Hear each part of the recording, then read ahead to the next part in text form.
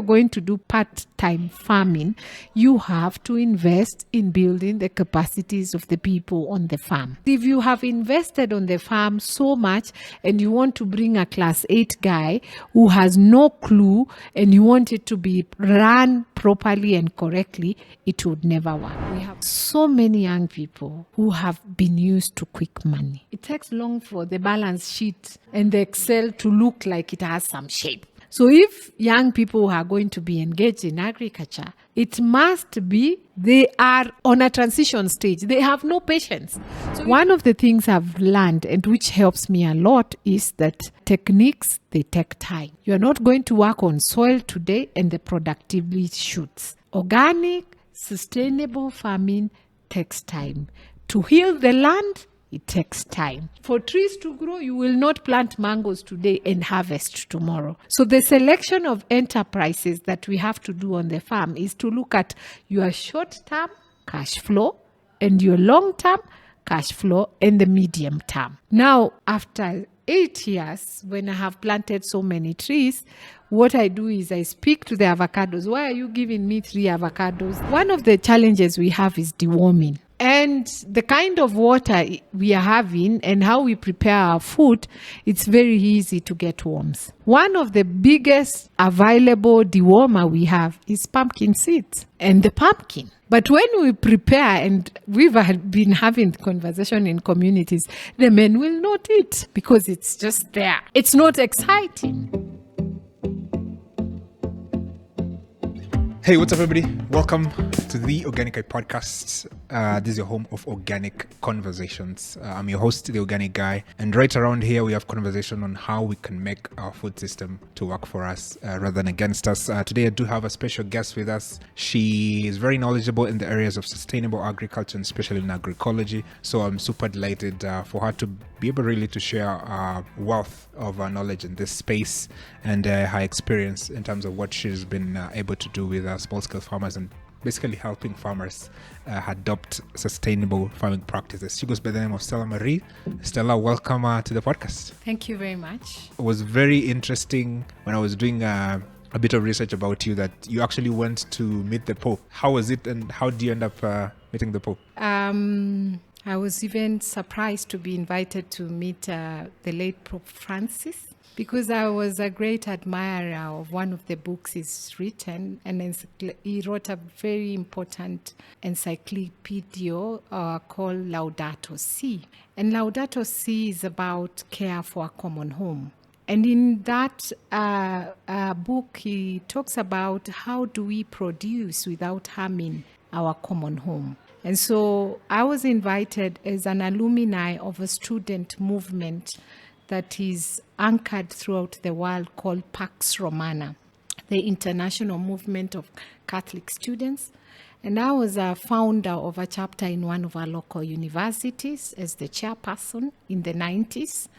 And I was invited as somebody who continues to do work regarding social justice.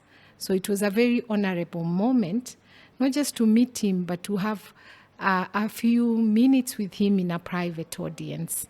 And I can say he had a very calming presence. He was a very calm person, very approachable. And really, it's a special feeling you get. You cannot really explain when you meet somebody who is committed or who was committed to living differently. Yeah, I can only imagine that's a special experience, especially for someone who grew up as Catholic myself. It's always a desire to just go. I'm sure you were impressed by the old cathedral, like the old art that goes into the place. A very pleasant experience. We had time to explore various important places within the Vatican. And also you watch the masses, but it's a complete different feeling when I chose to climb some 320 something stairs up to see the view of Rome. And for me, that was like a personal pilgrimage at that particular time. Yeah, that's nice. Before we get into the conversation, it's It's an interesting, I mean, you're very embodied into the sustainable agriculture and the agroecology movement. But before we get to that, take us back to your early childhood, because I'm a huge believer in terms of like how you grew up has a huge impact on who you become later in life. So take us through your early childhood. How was it like? Who are you as a person in terms of personality? So what was going on? I was born in rural Kenya in a family of 8 children. I'm the first of the 8 children. My mother was a housewife. My father was a high school teacher who had gone to Egerton University to study agriculture. And he was teaching in university, in a high school, and they had a huge school garden. So every Saturday, it was Machakos High School. And in the 70s and early 80s, my dad made sure the boys would grow their own food. So I grew up with a father who had written a book on basic agriculture for schools. And because we were 8 of us, the salary of a high school teacher, as well as you know, was not enough. So farming was a second income. We grew coffee, we grew a lot of food. So we never had to buy food, but we had a range of nutritious food. When I was in primary school, you didn't even bother to cook lunch. You would find bananas ripening, a wide variety that was at home. So really, farming has been part of my life. Responsibility as a firstborn has been embedded into me. Then I was lucky to be admitted to Precious Blood School, Kilungu, where the sisters embedded to us that education is for service.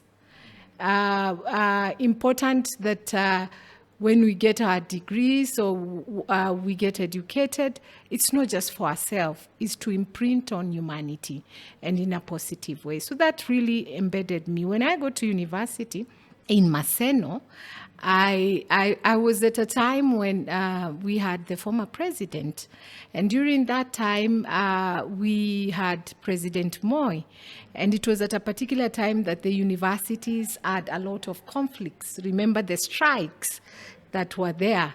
And so I happened to come across a group that was training students on leadership, on nonviolence, on peace building, and became the first founder of the International Movement of Catholic Students, Maseno chapter. And that movement looked at preferential option for the poor.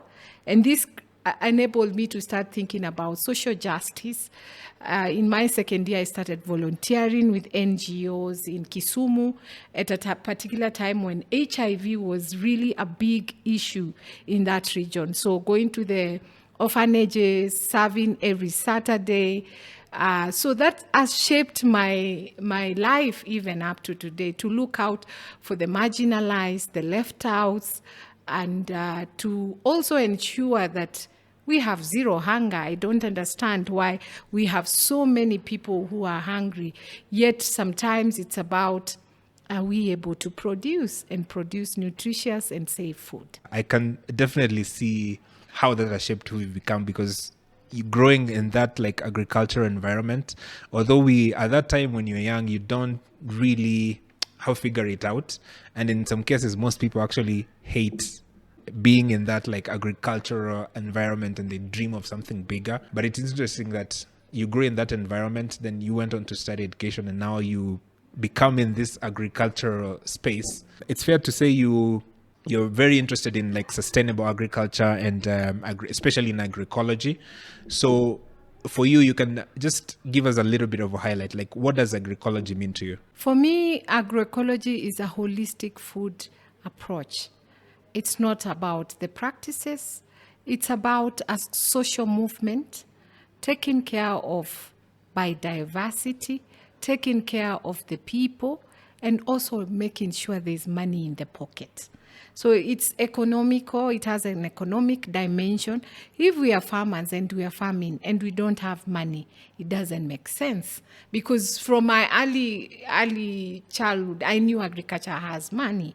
When I completed Form 4, I was given a part and a section of the farm to run, and I had to open a bank account that my parents ensured I would be able to deposit money from selling milk, from selling cereals from my portion of the farm, and also be able to budget. So for me as a young person, agriculture was not a burden. I knew it is a place that people can earn income. So for me, when I started I started with organic farming. And one thing that is very unique about agroecology, first, we talk about the environmental dimension. What kind of agriculture are we doing and how does it relate with an environment? We talk about soil, we talk about water, we talk about biodiversity. So every time I ask myself, what agriculture are we doing and is it taking care of the planet for future generations? Because we have borrowed it from them. And secondly, we look at markets. As a farmer, smallholder farmers, can you live on what you produce? Can you take care of your children? Can you have quality of life? That's the economic dimension. How do we market our goods? Are customers ready to pay for fair prices? How do we ensure that brokers don't work against the farmer? Do we have a safety net, insurances for farmers? When, for instance, we have droughts, what happens to the farmers? So agroecology addresses that. And then we talk about agroecology being political because it's about farmers' rights, it's about seed right, it's about land tenure system, and especially in my country where land belongs to men and not women. And then we talk about, of course, the whole food system approach, corporations and smallholder farmers. How do we relate with that? And finally, we look at social movement. How do we include the young people? How do we include the women? How do we include the men and look at the dynamics? We have a lot of intergenerational knowledge. What is passed between the old and the young? And who makes decisions?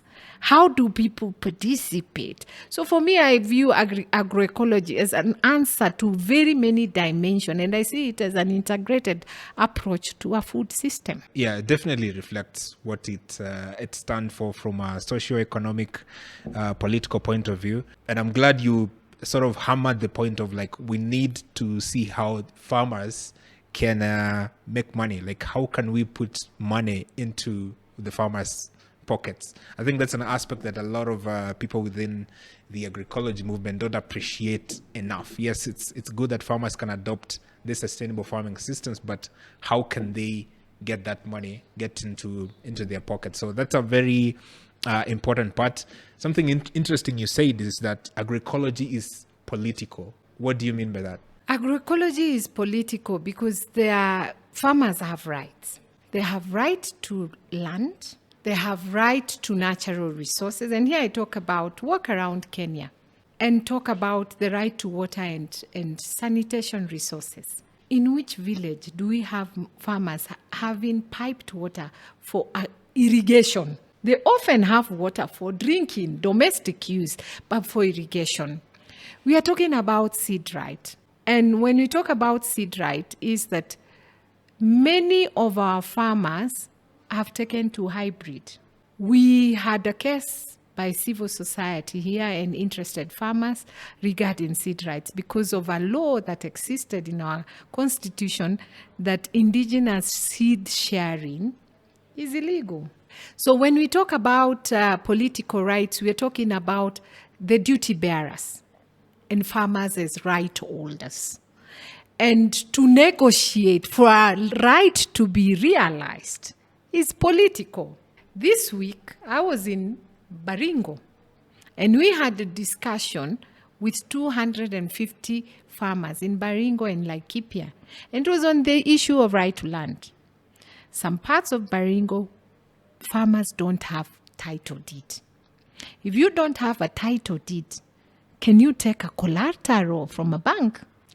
If for a woman and a man have formed a family, the Constitution of Kenya gives access to women to co-own land with their husbands. The reality is that land belongs to fathers and brothers. So when I say political, I mean that there is a negotiation. It is a negotiation, for instance, of multinational corporations and local farmers regarding community benefit agreement sharing. So that's why I say I work with farmers or pastoralists who are at the foot of Rift Valley. The Maasais in Shompole, the Maasais in Oldonyonyuke, the Maasais in Torosay, community lands. They own lands jointly. Now, when we talk about rights, you have Tata Magadi. They have mining. They are Africa's largest soda ash producer. And the farmers have to negotiate for water points. Where is the water drawn? From Ewasongiro River. So for a long time, I've worked with them over 10 years. We have had discussion and very fruitful discussions where at least the water points for villages to access clean water have been made available. So for me, that's why I say it's a negotiation. And from very simple, let's not even think about the politics in the real politics. You farm, who keeps the key to the granary? Is it the wife or is the husband? Who decides which portion of land is placed under what crop? In Western Kenya, we have sugarcane, cash crop. We have maize. So when we have the women beginning with the biointensive kitchen garden, they are often assigned the worst part of the land with the rocks, with less fertility, and yet that vegetable is serving the whole family. When they begin working on the land and fertility is seen, they're shifted to another portion.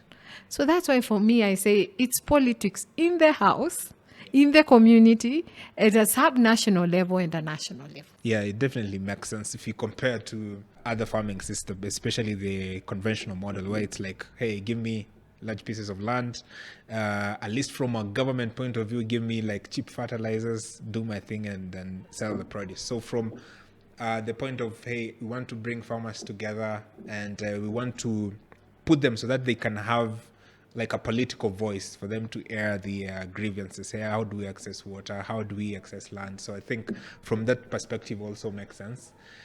Something interesting that you also said is agroecology didn't arrive in Africa. It grew here. So what do you mean from that perspective? If you ask my colleagues in Latin America, they will tell you agroecology started in Latin America. So I was making a case. I grew up really privileged to see my great-grandmothers and my grandmother. And when we look at the techniques that they were using, the techniques were about diversity, the techniques that were about sharing seeds, the techniques were of taking the soil first, whether they practiced shifting cultivation, whether they decided to intercrop the three sisters, the maize, the beans, and the pumpkin. And if you look back and really think about how you visited your grandmother, she never missed anything to eat. And so for me, agroecology in terms of taking care of the environmental dimension, we are really trying to remember what we lost. When we look at the Ubuntu philosophy of you are because I am, we look at how we had festivals around harvest. When I was growing up, and it's not so long ago, we had what we call solidarity groups. I come from the Kampa community, and so we had Mwethia. So when we closed schools, we decided to form a group of young people. Today we would go to Baraza's home. We weed, we harvest. It was a joy. The next day we would go to somebody else. So we are trying to recall because the burden of agroecology has been left with the women. In Kenya, women do a lot of farm work. So if you're going to compost, if you're going to do trenches, if you're going to take care of the soil, if you're going to aggregate, who takes the food to the market? It's the women. So we want to go, and we did an analysis whether these practices still exist. They do. So we invited people to recall back so that today they go and make compost at Baraza's home. Tomorrow they go to Stella's home, and it makes quicker adoption of the agroecological practices on farm. When it comes to negotiation of better prices, then they aggregate. they have solidarity groups, they have leaders. Remember, we had leaders in our villages. They have chosen leaders, and they have also rules and regulations that if you went against this, if, for instance, people came to work in my home, and then it was in my turn to go to their home. If I didn't go, there was punishment. So we are bringing that back in the social dimension. And the social dimension of Africa is really to take care of those in the margins. We have old women left in the villages. They still need to eat. So what they do, these groups, is to go back, prepare the land for these women, plant it, and ensure that there is food available. So that's what I meant by it didn't arrive surely. It's here. We are packaging names. We are talking about regenerative, sustainability. And this is what our grandmothers and grandfathers. Remember, we concentrated on indigenous diets. I don't know how many. I ask young women, do you know how to cook millet ugali? No. Do you know how to cook pumpkins? In fact, pumpkins is the culprit because many people don't remember that our grandmothers never used to water to cook pumpkin. They would put the banana leaves together with the pumpkin because they were steamed, not to put water. So those are the things that we are trying to remember and to bring them in the conversations. When we have what we call annual seed fairs every year, in the rural areas, we invite people in the villages to bring back seeds that probably are getting lost. And in there, they share. Because if you remember, in our communities, people would go to other people's homes and say, oh, I have found that you have a very nice bean. Can I have some seeds that I can plant? So this is what is the story of really agroecology did not come with the plains. It has always been here. Certainly, if you look at most agricultural practices that are practiced by agroecology, and if most people actually go back and look in the village what their grandmothers are doing, almost all of them are incorporated. Crop rotation, doing just mulching, or planting like a legume and just a regular crop. So all these practices in agroecology, to some extent, you'll find them with our local farmers. So from that perspective, it actually makes sense as well. You're very much involved in, like, from a policy perspective, trying to have farmers being recognized by whether it's local and national governments. And I think we are seeing better, shall I say, movement from the political class, especially from our county government. So we have, for example, I think Moranga has like an agroecology policy. I think that's a good momentum. What does this then tell you in terms of like where we are headed from a policy perspective? I think this should be a good step that we are making towards like normalizing agroecology. We just concluded the National Symposium for Agroecology that has been organized by PELAM. And the National Symposium of Agroecology, we had really an opportunity to have the county directors invited on a panel. And I was seated there and I said, oh, this is so good. Because we had the National Strategy for Agroecology launched last year. We have ISFA, which is the intersectoral coordinating unit, bringing NGOs and government together. And now they're doing an implementation framework for the national strategy. When we go at county level, Vihiga County has an agroecology policy in place. Makueni is at the stage of ensuring that the bill is passed regarding their strategy. We had stories of Tharaka Nithi who have already made pathways to having an agroecology policy. Of course, Moranga was the one that began. And so as we start, we had Trans Nzoia saying they're beginning reflections. And when they provide a framework, that is the beginning. Last month, we had an opportunity to bring duty bearers, the governments of Bungoma, Vihiga, Busia, and Bugoma. And we brought them together with farmers who are practicing agroecology. And there was an exchange. This is what happening on the ground. This is what policymakers are being brought for. So for 3 days, these policymakers came. They discussed about the pathways that this policy provides. But of course, they mentioned that funding of the implementation remains a challenge. So for instance, even let's not talk about agriculture. Let's talk about the Maputo commitments by the government. Now look at agriculture is decentralized. Look at the percentages of the budgets that are allocated to agriculture. Look at the budgets that are allocated to climate financing, because climate financing should also be available for farmers to adapt to climate change. So what I can say is we've made a good step of ensuring in some of the counties we have policy framework. However, we still have more work to do by dedicating resources. And where I come from is I look at, for instance, the extension service system. If we are going to change our implementation of framework of agroecology in the country, we must start, who is the extension agent? The extension agent is being trained by institutions. What are the institutions and curriculum used by those institutions?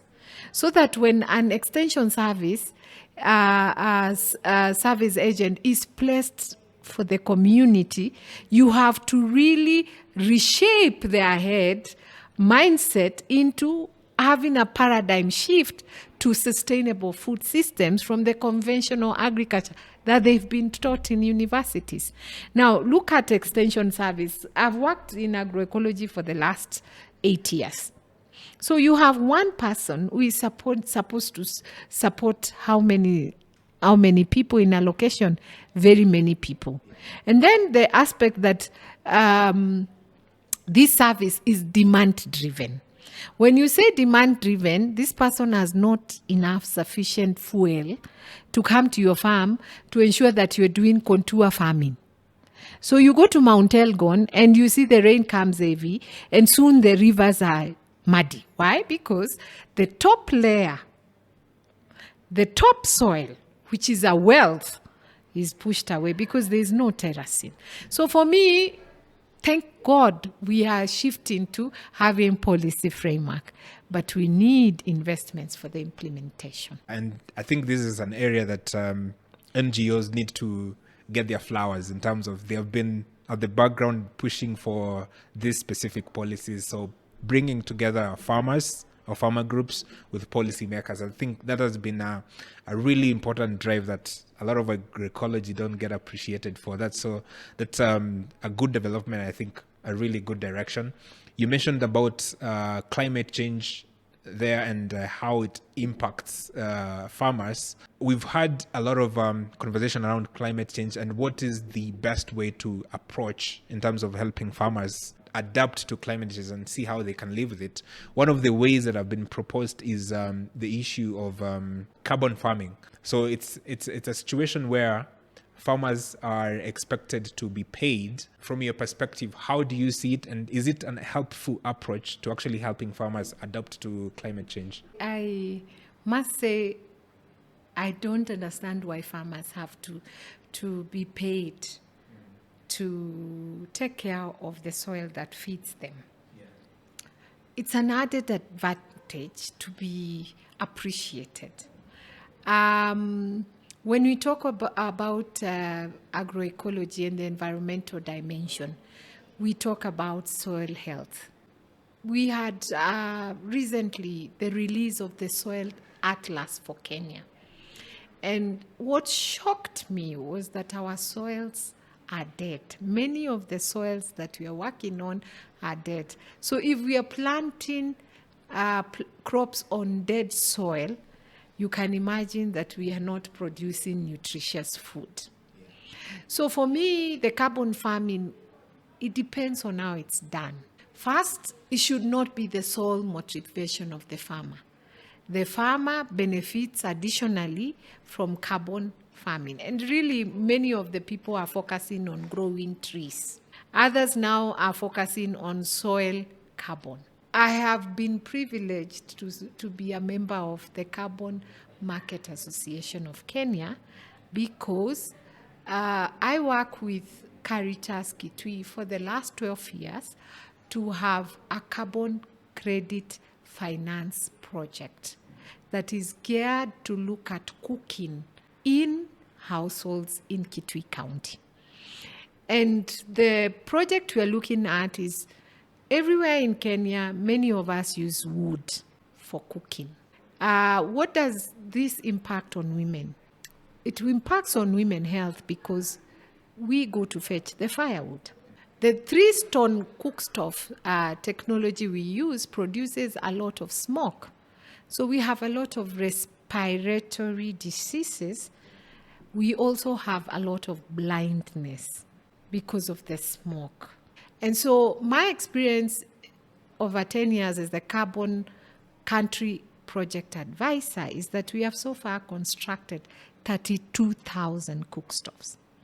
And we have a scientific method to measure, one, how much we've reduced in terms of carbon emissions. Two, the parameters that we look at contribution to SDG. We've created 200 green jobs because the cookstove uses local materials. It uses brick. The artisans are trained locally, so it provides a job.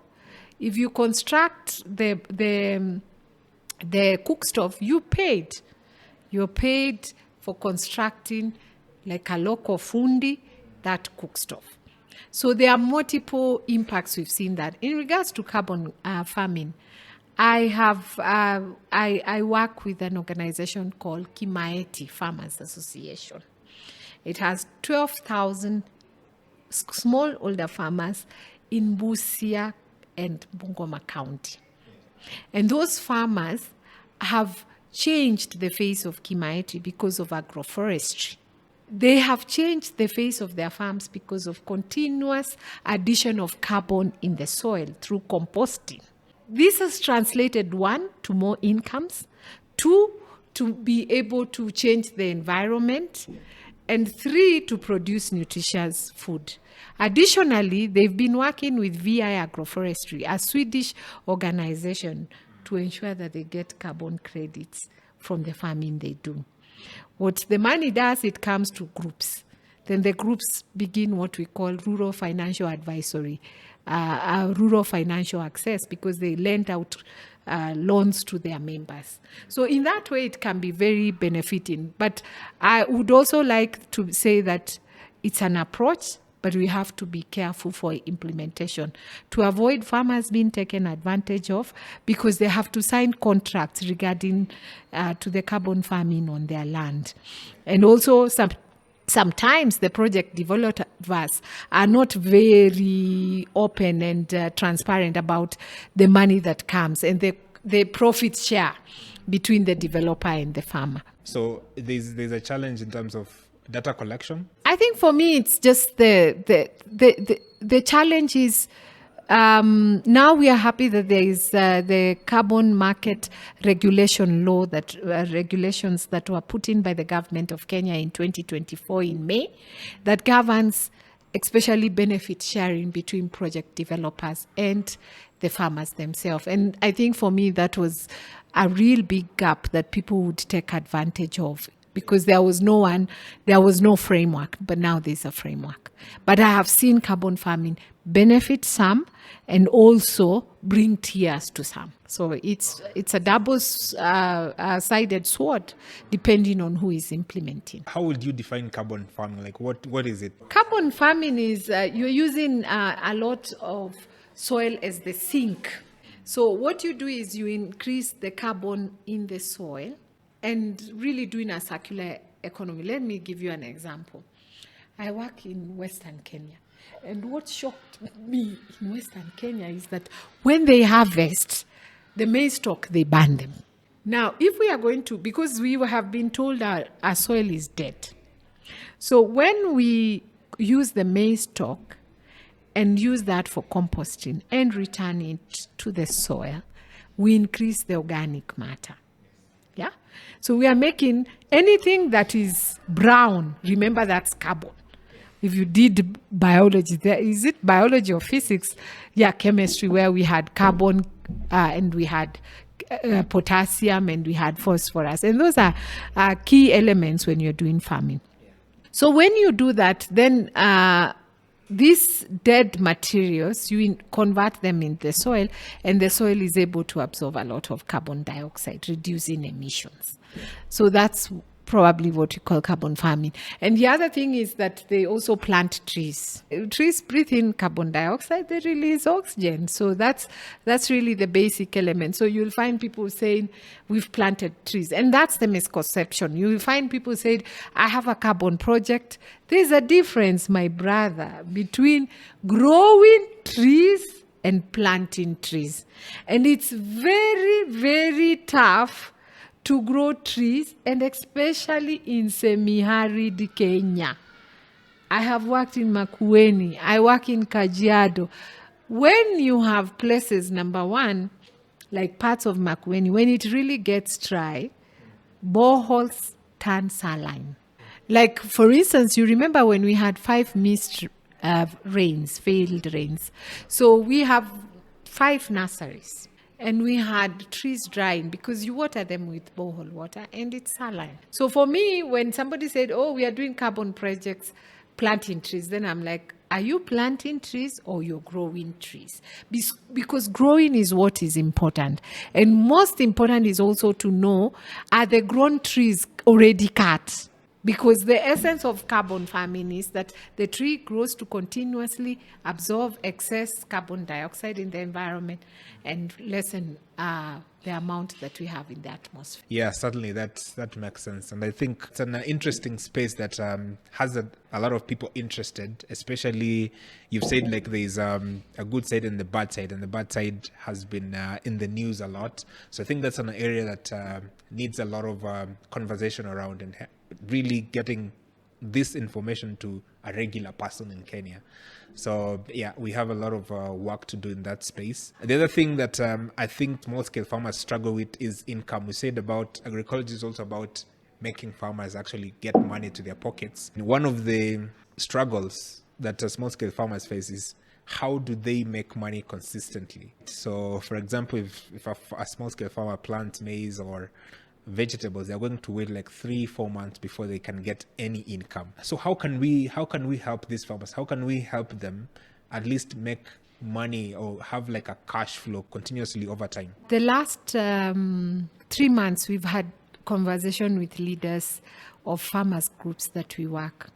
We started working and now we have 750 farmers groups across 10 counties. And the question is, a farmer needs money. The question is, in every rural area, there's a market day. So I was asking them, on Tuesday is a market day. What are you taking into the market? Because what we do, we have a component on economic dimension, household budgeting and planning. So you have from January to December, and you have the agroecological calendar of that region. We know when it rains. We have the meteorological forecast. Many people were saying this, kwani wao ni Mungu. But much more, it's very clear that the meteorological service has been delivering very accurate information regarding rains. So we ask a farmer, normally we have the farmers being accompanied by community extension service agent. So when we work with communities, they have to select farmers who live in that village, who farm themselves and who are very good in farming, to be trained to accompany them in terms of farming. So because the farmers are in groups, we want to ask now, when does it rain in Muchongoi? What enterprises do you have on the farm? In January, what are you taking to the market? In February, what are you taking to the market? Like that every month. And then we also look at when cash is needed most. Like for us, we know in January, people have to take children to school. In April, Because farming is no longer just tunalima, or we are just farming because my mother did that. We are farming knowing that our children must go to school. We are farming knowing that we have to build infrastructure on the farm. We are farming knowing that we have to add additional investments, whether it's buying an additional cow or a better breed. So all this is something that we do in terms, every year the community agents in every place we work meet with the project team. And then we look at the agroecological zones, we look at the forecast, we look at the farmers, because the farmers are accompanied, 50 farmers are accompanied by one person who goes in every farm to see what they are. Remember, they are a group, they are marketing together. So they are asking themselves, what are we marketing together? And this is shifted from the cooperative movement that we've had in the country. And the cooperative movement, remember, it was really built on cash crops. So incomes is about planning with the farmer. Remember, many of them are dependent on rain. So you must look at, do we have poultry? Before I sell a sheep, I can sell a chicken for the needs.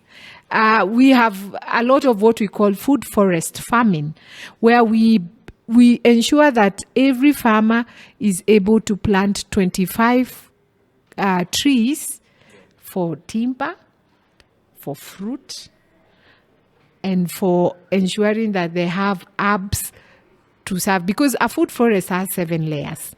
So in the 7 layers, the canopy is often timber trees or long-term trees. So we have nurseries established with technical advisors on agroecology and community nurseries. And each nursery, we have 45 nurseries in the country. So each nursery serves around 300 farmers, and they decide what is to be grown, what is to be multiplied.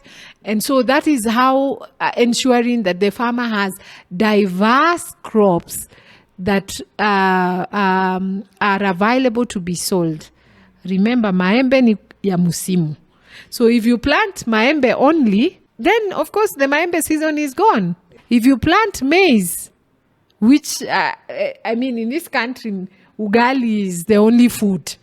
Yeah, it's only for a season. And quickly they sell to brokers at throwaway prices, and then they go back to buy food. So this is the conversation we are having with the farmers. A mindset shift that we have to plan. Same as pastoralists. I have a discussion with a pastoralist in Shompole, and I ask, how much do you sell for your fruit need? He says, okay, every month I sell 1 goat. Then we do a budget, and then we're like, so how do you live on this? So this is we have an economic model that is trained throughout the country. They've set up small banks, not VSLAs, because this is a safety net. It's not money that follows cycles and break. It's a safety net. When things are thick, you can get a loan for school fees at less than 5%. And so far, we have 450 community banks that they are running. And some of them have half a million, and they only contribute 20 shillings, 50 shillings.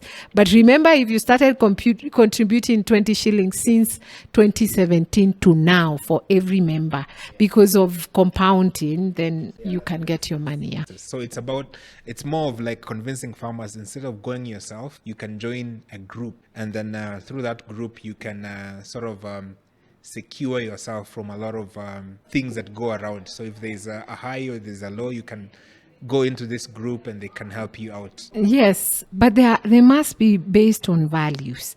They set the value systems for the groups, because, my friend, this country, the value system is taking ourselves to the dogs. So they have 5 values. Most of the groups have 5 values. They have 1, the value of honesty and transparency. Number 2, they have a value of sisterhood and brotherhood, companionship. Value number 3 is togetherness and working together, unity. So they first set up the values, and we do not start with savings or VSLAs or those banks before we have to work together. So we start with the agroecology farming component. This is where we work the soil. By the time you know who escapes from common labor, you know who is going to be the treasurer. So For 1.5 year, farmers work together to improve the soil health, to improve productivity, so that they are not looking for money to bring the 20 shillings to the group. And interesting, what we did is we did a mini research throughout the country. We went to communities and we asked women, what is the one thing that stresses you? And you can imagine they told us vegetables. I mean, we grew up with vegetables. You remember that we grew up with onions that you can cut. Now, these days, since 2018, we saw farmers who would eat ugali with oil. And so we started the biointensive kitchen study. We've helped farmers over 15,000 to establish kitchen gardens. And then now the kitchen gardens are there for not just for diversity. And when we talk about kitchen gardens, we are talking about not skuma, not spinach. We are talking about a diverse kitchen garden that should have 60% on carbon crops. And the carbon crops are the ones that we are talking about. Some millet, we talk about some amaranthus, because when you talk of carbon crops, it's those crops with a lot of biomass that once you remove, you can compost it. And then we talk about 30% calorie crop. Here we are talking about sweet potatoes. We are talking about Irish potatoes. We are talking about njugu karanga, or you call groundnuts. We are talking about cassava. And then the 10% is vegetables. And we emphasize on indigenous vegetables, the pumpkin leaves, the jute mellow. We talk about issues to do with nightshade, black nightshade. So that's how the farms are designed. Yeah, I think that's a manageable approach to helping farmers. The other point is about, yes, we are encouraging farmers to grow the indigenous vegetables. And I think there's a lot of more people now are talking about it. Hey, we need to grow more of our indigenous vegetables. The other part is the consumption point of view, right? So we have children nowadays who maybe don't know about these like indigenous vegetables, the managus, the tereres. Is there a way we can incentivize them to like consider eating these vegetables? What is the best approach to make them at least consider these indigenous foods? When we decided to talk about traditional indigenous vegetables, is we went to the research done by a professor in Jomo Kenyatta University, who talked about the diverse nutrients, and especially with the health of children below 10 or below 5. That's what they normally use. And also for lactating mothers and women in their reproductive age. Now, when we talked about in Western Kenya, more than often, you will find that traditional indigenous vegetables are embedded. But one of the things that really surprises me is when you look at the statistics, for instance, of Kakamega County, the level of malnutrition is shocking. So what is not happening? Remember, home science was taught and then it disappeared. So we could be preparing vegetables and not the right way. And so we started discussing how we would enable families to be able to prepare the vegetables and make them attractive for everyone across. I've just talked about pumpkin. For instance, one of the challenges we have is deworming of kids and of people. And the kind of water we are having and how we prepare our food, it's very easy to get worms. One of the biggest available dewormer we have is pumpkin seeds. And the pumpkin. But when we prepare, and we've been having conversation in communities, the men will not eat because it's just there. It's not exciting. So this year we are going to have, a conversation, and we will have 4 schools in communities. We are going to have 2 in August and 2 in December. And it's really looking at feminist agroecology. And here we talk about the women's role in agroecology. It is not to talk about women are the farmers and blah, blah, blah, but we are looking at what is the role of the women in our communities. And one is food and diets. Besides that, we call them women are the guardians of the soil, life, and seed. Because if you go to communities, if we talk about who is taking care of life, nurturing, life, the mothers. So we are going to have first, like for instance, we have changing dietary exposures, like for the Ma community. The Maasai for so long have relied on food that is milk, that is blood, and that is meat. But now they are having a diversified palette of vegetables. So the question is, who took them to class or who taught them about cooking lesson? And we had a conversation with them because we do what we call participatory internal evaluation. And they told us, Stella, could we have somebody come to us and do cooking classes? And when I told my colleagues, the women are asking, they want to know how to cook chapati, and especially in remote regions. We are not talking about Kajiado in town. We are talking about places that are really remote. And we said yes. And we were able to be facilitated. So we will have nutrition classes, cooking classes for about 1,200 Maasai women coming in August, actually the first or second week of August. So the whole thing about indigenous foods and diets, it's really a conversation that should be with a nutritionist, but also with old women who are able to pass the knowledge, and also with the young knowledge, the intergenerational. That's what we call the social dimension. We have an opportunity. Agroecology is not just being a cake. It's not just being indigenous. It's indigenous plus science. So when we come with a nutritionist who will allow us, and we want to ask the Sabaots in Mount Elgon where we work, why do we have to put milk inside saga or in this vegetable? Then they have a nutritionist who can also explain what are the good or the bad of this practice. And also the women who are old can tell them, you have been doing this. These are the reasons. And then we have a discussion. For instance, I have been asking myself, apart from the Kosewes, why is it that in rural communities, if I go to Kakamega or I go to Kocholia market, why isn't there the food, a restaurant that prepares the local traditional food that I can get in and say, I'm in Tesoland. They are able to roast the meat and dry it and cook it with peanuts. Why isn't it attractive that if you come to my region, you can find a hotel that specializes in Kampa tradition, where they can use the pearl millets to really prepare good food locally?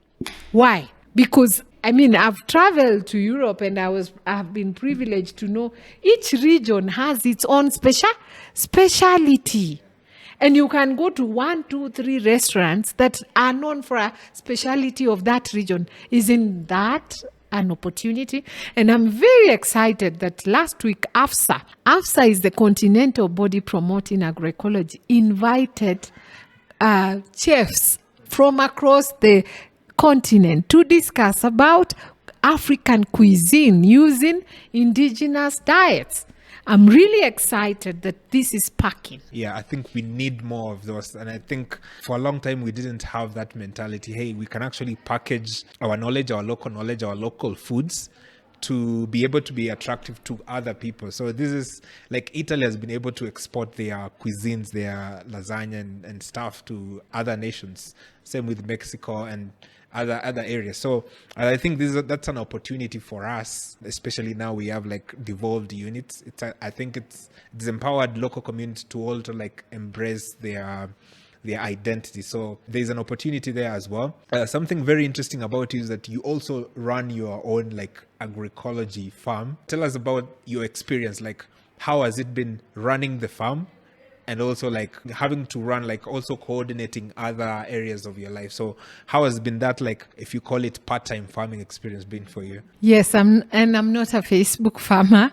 I started farming. For me, farming has been part of my good place of finding peace.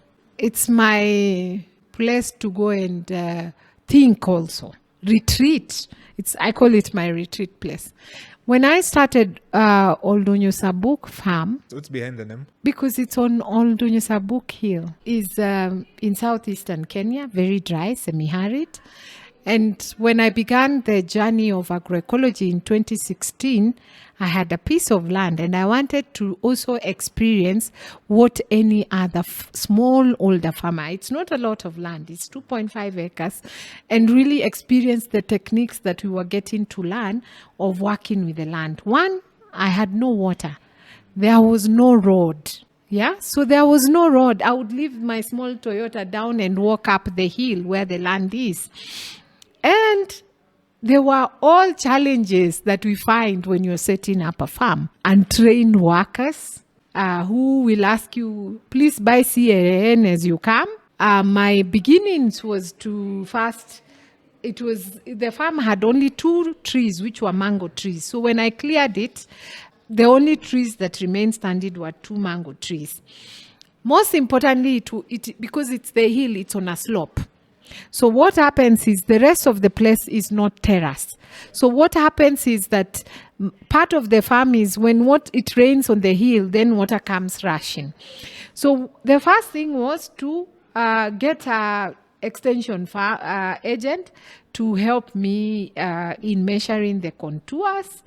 Before I had been taught about the A-frame, which I can do now myself. And to get that man to come to my farm took 3 weeks of booking because he's in charge of a big area.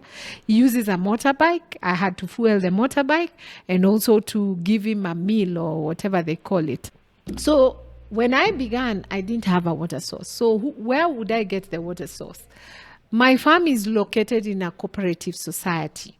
I'm a member of Mukamuku Farmers Cooperative Society. And during that time, the society had created dams. So where was I fetching water? With a donkey, down the dam and coming back. What were the frustration? You plant a tree, it dies. I managed to plant over 500 trees on that land. And it's a mixture of permaculture, agroecology techniques, and syntrophic agroforestry. So I have planted a number of species on that land. I have left part of the land as my zone 5 where I keep bees. And the lessons learned is if you're going to do part-time farming, you have to invest in building the capacities of the people on the farm so that they can carry your vision and dream. And here, one of the things that I would challenge people and an opportunity is there, do we have an online platform where you can say, hey, I need a trained person in animal health, and click and interview them and give them on their post. But if you have invested on the farm so much and you want to bring a class 8 guy who has no clue and you want it to be run properly and correctly, it would never work. One of the things I've learned and which helps me a lot is that their techniques, they take time. You're not going to work on soil today and the productivity shoots. Organic, sustainable farming takes time. To heal the land, it takes time. For trees to grow, you will not plant mangoes today and harvest tomorrow. So the selection of enterprises that we have to do on the farm is to look at your short-term cash flow and your long-term cash flow and the medium-term. Importantly is the issue of theft. We have so many young people who have been used to quick money. So it's very easy that you're working so hard and they come. So you have to think about, if I took so long, I started first with building a micro environment. Ukampani is very dry. So even if you do irrigation and your land is bare, it will take a lot of water. So you have to create a micro environment, plant dry.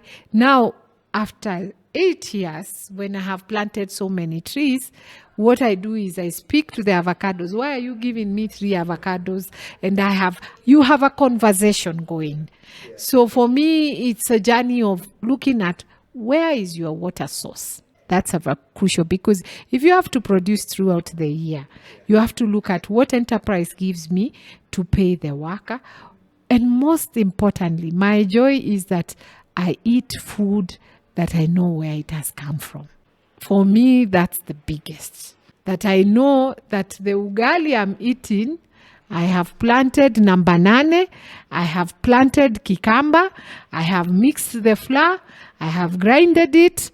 I know where it's coming from. When we talk about vegetables, I know what vegetables I'm eating. So for me, the combination of permaculture by intensive gardening, continuous working and listening to the soil, because you have to listen to the soil and watch how it goes. It takes time. It has taught me patience. That is one of the things.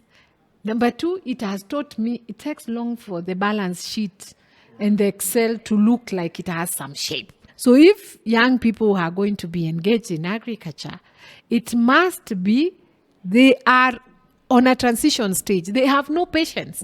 So if you have to create programs for young people, it's very important to know that this Excel sheet, it must work. And it must work for the short term, because some look for the short term and not the long term. So it took time and then you have to invest. There is no infrastructure. I think in where my farm is we make the road when somebody dies, because we have to take them to go to the resting place. Do we have a government? Yes, it is there. So it's those are and I see them as the challenges when I go to work in, say, in Makueni or in Baringo.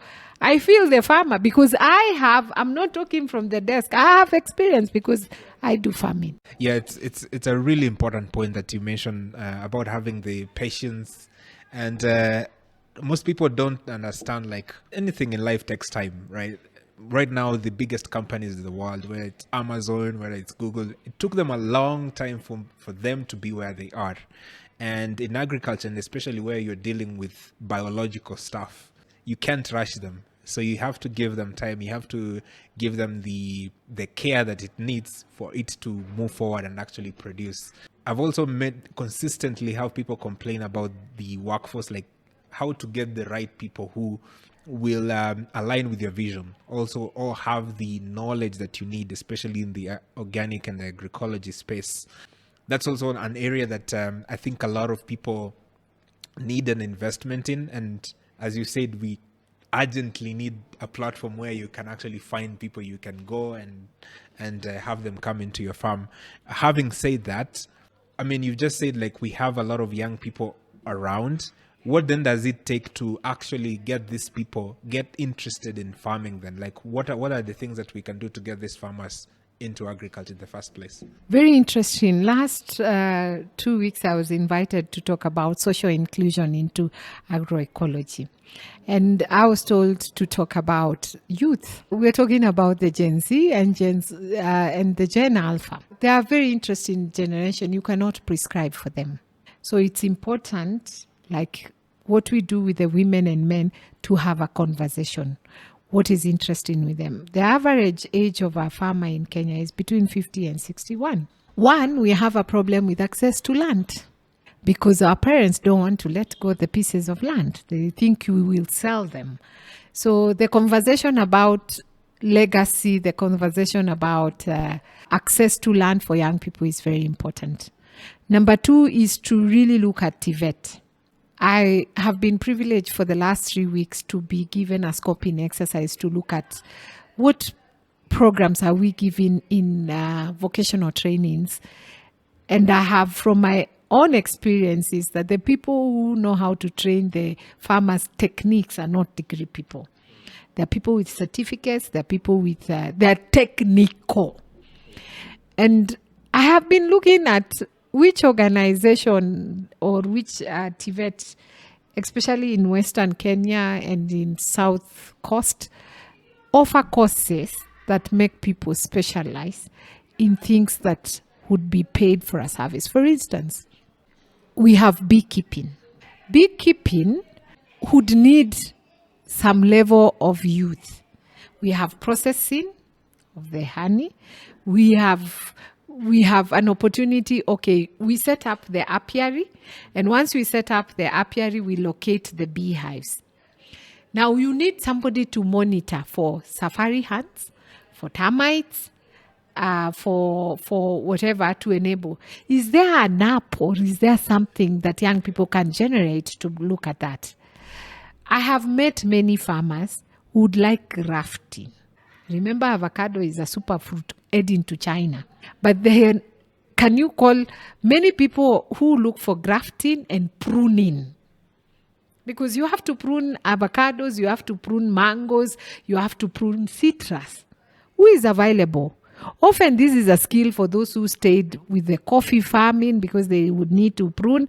Where would you train this? It's a quick skill that you need to learn so that they know for maximum production, for instance, of mangoes, you need open pruning to allow the mango to be able to get enough sunlight to produce fruit. So they need to have some areas of specialization that you just click and say, hello, I need somebody to harvest my honey and to process and to pay. Or artificial insemination. This is, of course, with the permission of the veterinary person. So the question is, how prepared are we to have a paradigm shift regarding youth inclusion in sustainable farming or food systems? What is it they're interested in? I was very surprised. I keep some chicken, but I have a small solar archer of 56 eggs. Now it's very cold. I came across a technology, a lunar technologies that you have an app to check on the brooder.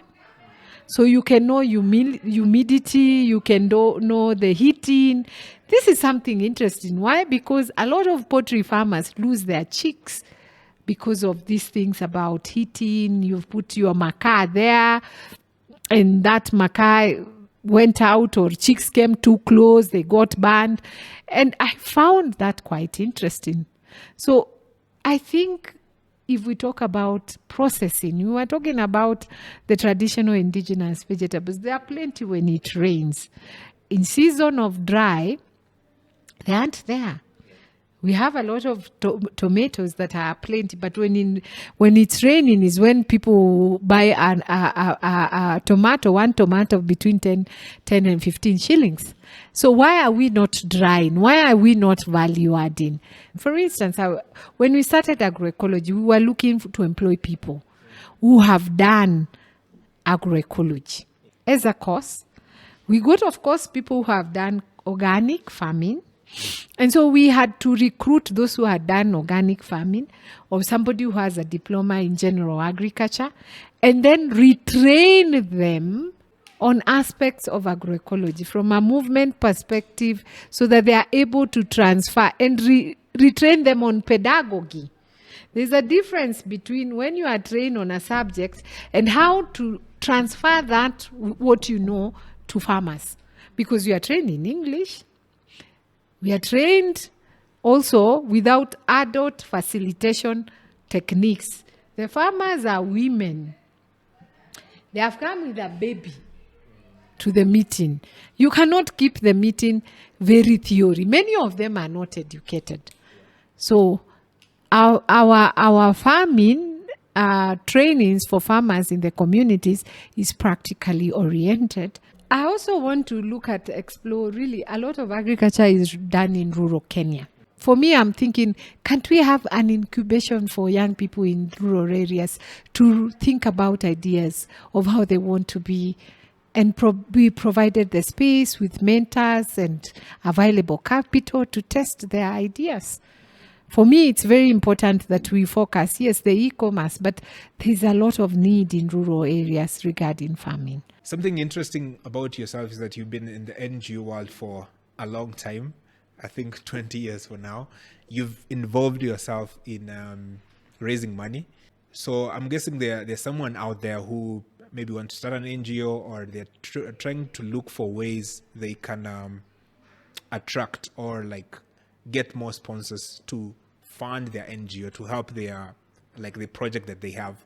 What are the key tactics or what are the key things that you can advise them for them to look at when they're trying to get funding for their projects? The development aid sector or international cooperation is getting tough and tough. I'm privileged. Every June, I give visiting lecture sessions at the NGO Leadership and Management course in Ekima College that is offered, and really is to look at from theory to practice. My way is not the only way, because I have also had to learn. I have been in NGO work, especially they're not very common, what we call fractional engagement. That means you work for several different agencies, so there's time dedication. Number one is your motivation solid? Because you will write many proposals and they will be rejected. The foundation for me is really local-led development. And local-led development is really sitting with communities, getting to know their needs, letting them decide through priority ranking what is important to them. And together then craft, because fundraising, what you're asking, it's about presenting an idea to possible people and present it in the best way you can. It's a game of resilience. It's about consistency. It's about transparency. Because I have been privileged to work with many local development organizations. And one of the things is that oftentimes we shift the NGO work that we are doing from the people to ourselves. So we are busy raising money, not to impact on people, but it becomes a job. True NGO work is when Stella is no longer needed in a place because the community has been able to find their purpose and to reach their goal. When we talk of NGO work, I would rather go to impact investing. That you are looking for people who are willing to invest in the work you do because it has impact. The traditional NGO of proposal writing is that now we have a global shift. Many of the countries have reduced their money because, one, of national interest, two, a shift in the global order towards international cooperation, and even, like, for instance, the funding agencies that we work, they get money from their governments has reduced funding. So for me, it's very important to be patient, to learn every day. Remember that each nation has its own interest. It's good to align what idea you have, who is ready to be there. And what really annoys me is with the evolution of a lot of internet, is that you still see people sending blind proposal. Blind proposal is you sent a proposal to me. You have not checked what is the purpose of my organization. Probably you're sending to me and I don't work in your county. Or you're sending a proposal to an organization in a topic that they are not interested in. So do research. Research. Take your time. Read what they're interested in you.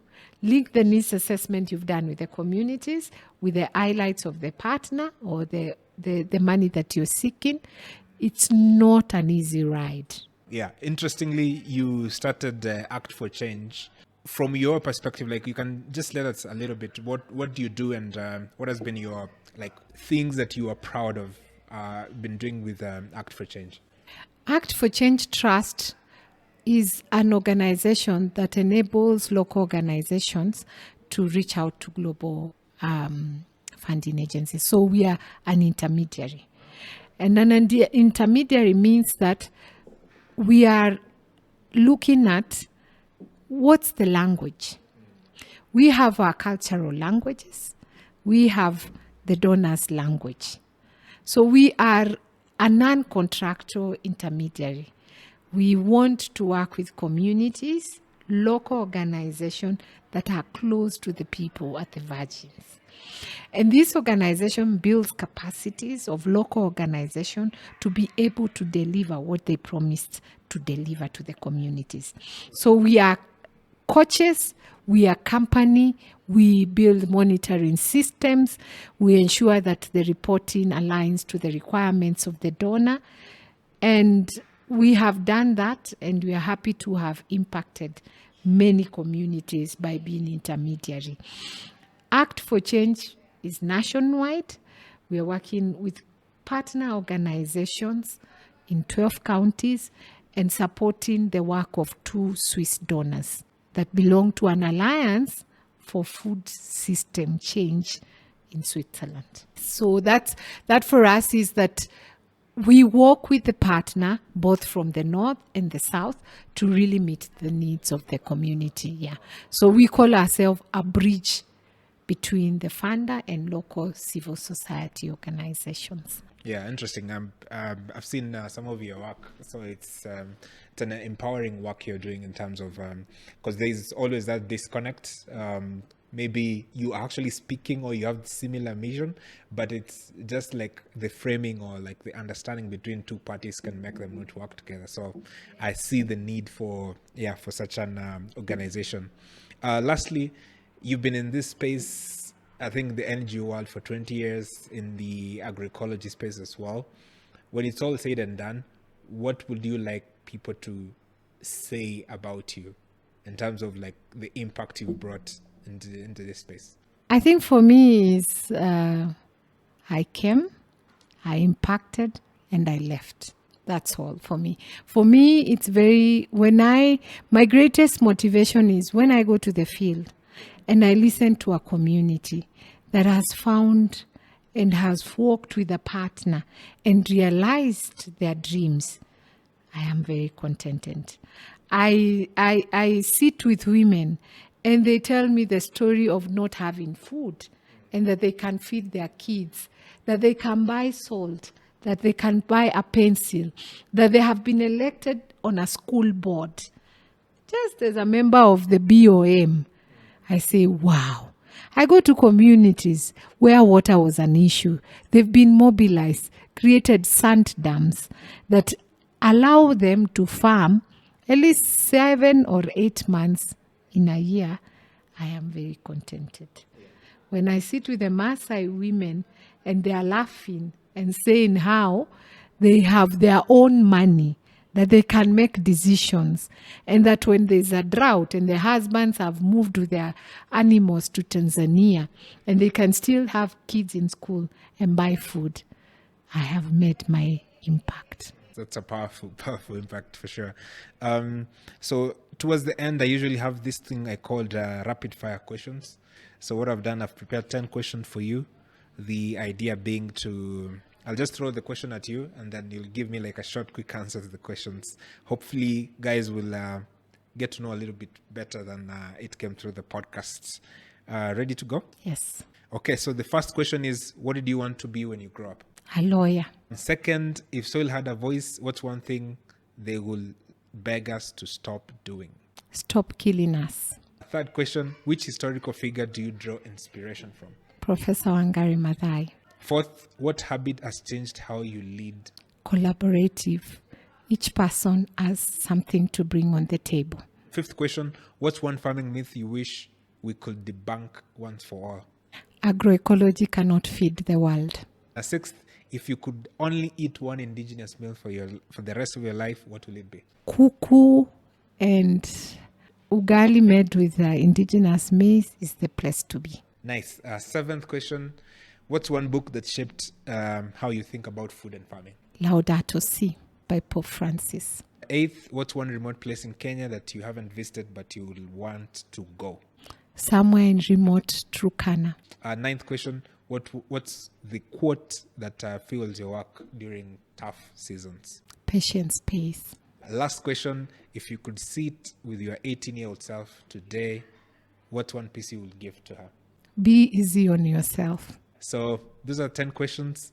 From me is thank you very much for making time for the podcast. I really appreciate it. There's a lot of knowledge you've shared that I think a lot of people will appreciate. For those who want to get to reach to you or want to follow your work, how could they do that? I will share my email and our website that they continue, and also my LinkedIn page, because I post a lot on my LinkedIn page. Yes. Yeah. LinkedIn, that's how I get to know you. So really, really urge everybody who's on LinkedIn to do that. So yeah, thank you very much. And till the next podcast, remember to be organic. Cheers.